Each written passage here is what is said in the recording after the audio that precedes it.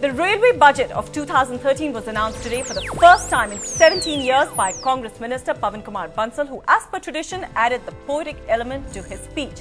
Since passenger fares were raised by 21% last month, there was no real hike in fare prices today, but lots of sops for the Gen X, like free Wi-Fi at some stations and trains, and better e-ticketing services means the younger generation is smiling.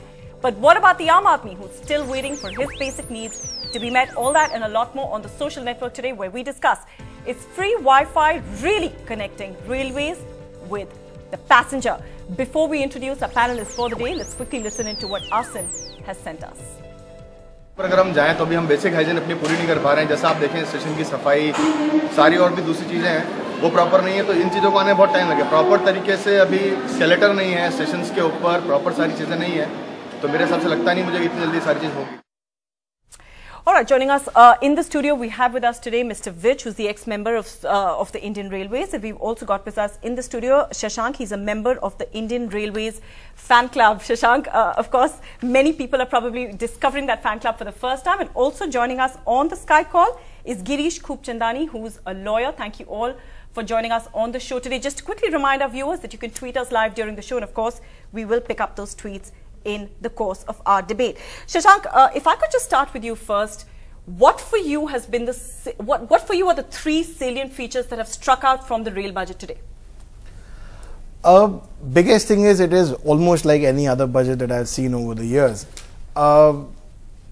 New trains have started, new doubling projects, you know, the usual buzz we hear every year, but no real breakthrough. Passenger fares were increased 2 months ago, yeah, which is fine, but then they were overdue for almost 10 years.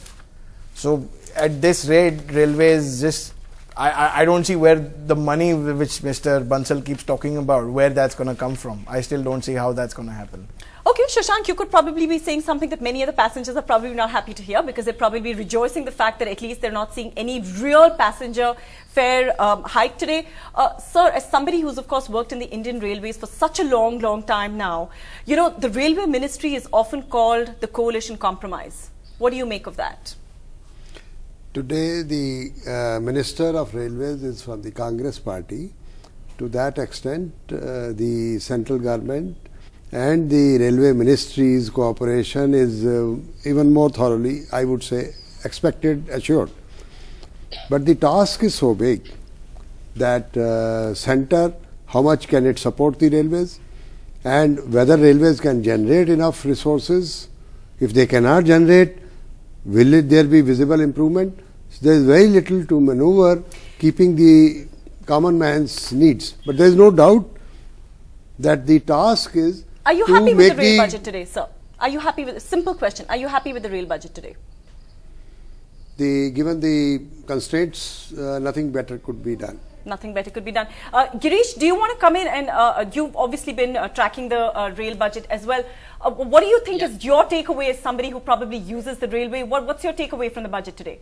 See, first of all, I do not agree that this is completely a nothing kind of a budget that my friends have been telling here.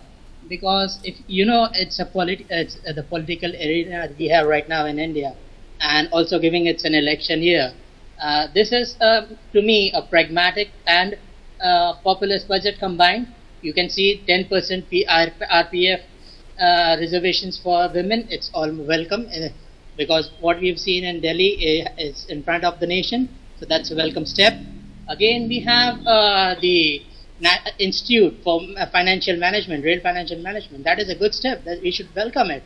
And also, what I have seen is this kind of a complete negative image of any budget that is given out is completely not acceptable. We need to give them the credit where it's demands. Shashank, lots of people really echoing Girish's sentiments. Lots of people saying, okay, Wi-Fi is a good step. It's forward-looking. For a change, we're actually looking ahead rather than looking backwards. Is that not something that we can rejoice about, or do you think that there is, you know, there are too many? I would like to add something to this. Okay, really Wi-Fi quickly, is being used in Ahmedabad, Mumbai, Shatabdi, and it's successfully being used. So if this goes on to other railways also, it could be a very welcome step. It could be Shashank, path do you think the Indian Wi-Fi is railways. enough reason to rejoice? I would No, be it's happy not if I enough. get I'm not Wi-Fi, saying but that is not nothing going. is completely enough. But that is not going to. Okay, Girish, just let. That's not going to change my outlook. See, I'm more worried about something. You have to understand. 10 years the fares were increased. That's what we think. And last year when they were last month when they were increased, we all felt that there was a lot of hue and cry. What we've not realized that all these years, the railways had to make money by increasing freight charges and all other charges like ancillary charges, reservation, this that. All those charges have come back and biting in the head. Don't you think that contributes to inflation? The increase in steel, the increase in cement, increase in fuel. In a way, I stuff. would agree with you. Let me please finish. So the point being that a 200 rupee fare increase bites us, but what we don't realize is that we're paying far much more there. Yeah. So ultimately the railways has to make money. Yeah. Where is that money going to come from? That is a question that nobody is answering. The Institute of Financial Management is fine. Maybe we'll have better financial managers in the railways.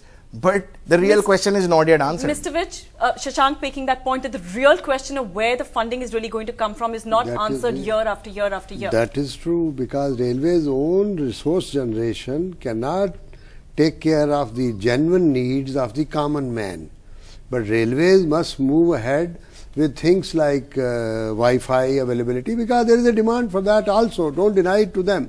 I would even say... But do you agree that there is a bit of a contradiction in what you're saying, that the basic needs aren't met, but we need to move forward? The contradiction should not stop us from bringing about new technology, which is also required by some section of people. See, these things have to go along in parallel. I would even say a step further. Even a high-speed railway, as a nation, we should introduce as a technology demonstrator, as a capability.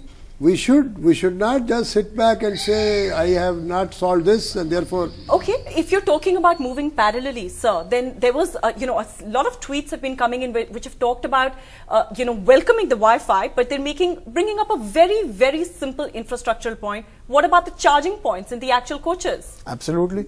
And the charging points, and the charging points that are there, and I'm personally, from my own experience, I've blown a laptop charger and I've blown a cell phone charger, because the quality of electricity supply in that coach does not work. The LHB coaches for Rajdhanis, they don't have a charger on the side berths.